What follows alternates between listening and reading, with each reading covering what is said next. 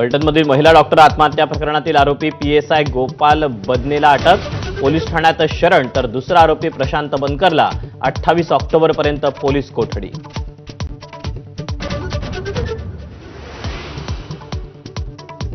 महिला डॉक्टर आत्महत्या प्रकरणात कुणालाही सोडणार नाही, आरोपींना कठोर शिक्षा होणार, मुख्यमंत्री फडणवीसांची ग्वाही, तर राजकारण न करण्याचा विरोधकांना आवाहन.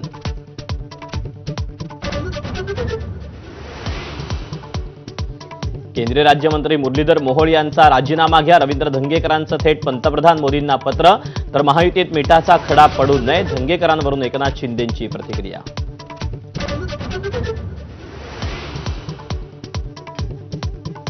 पुण्यातील जैन बोर्डिंगच्या व्यवहार रद्द झाल्याची घोषणा करा, केंद्रीय राज्यमंत्री मुरलीधर मोहोळ यांना जैन समुदायाचा घेराव, तर जैन मुनींची भेट घेत मोहोळांकडून तोडग्याचा प्रयत्न.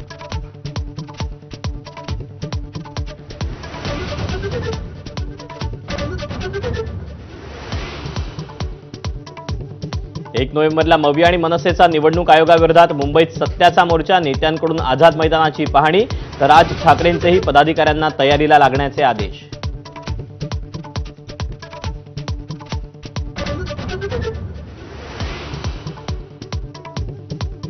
राज्यात 3 दिवस पावसाचा अंदाज, मराठवाडा, मध्य महाराष्ट्र, कोकणात हलक्या ते मध्यम स्वरूपाच्या पावसाच्या सरी, विदर्भातही पावसाची शक्यता.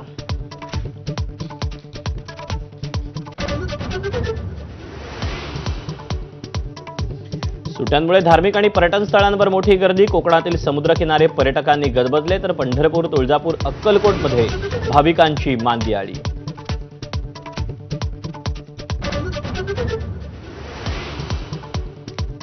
दिवंगत खगोलशास्त्रज्ञ जयंत नारळीकरांना मरणोत्तर विज्ञानरत्न पुरस्कार जाहीर, केंद्राकडून दिल्या जाणाऱ्या देशातील सर्वोच्च विज्ञान पुरस्काराचं हे दुसरं वर्ष.